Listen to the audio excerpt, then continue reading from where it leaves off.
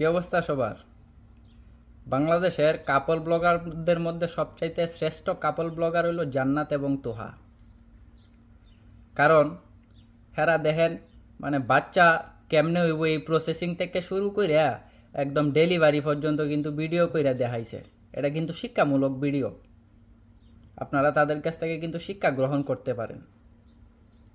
এখন বাচ্চারা হইছে প্যাম্পাস পরানি থেকে শুরু করে একদম হাফ প্যান্ট পরানি পর্যন্ত ভিডিও করব, এবং এই কাপল ব্লগ থেকে টিহা ইনকাম কইরা বাচ্চা লালন পালনের টিহা ইনকাম কইরা লাইব এখান থেকেই। আসলে মানুষের লজ্জা না থাকলে মূলত সফলতা পায়, এটা বুঝছি আমি। আমরা লজ্জা আছে তো এই কারণে সফলতা পাইতাম না।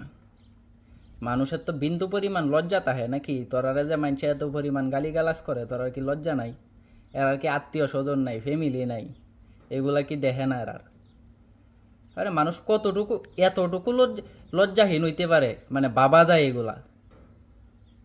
তোরা মানে যা করলি জীবনে, উফরে গেলে দিবনে।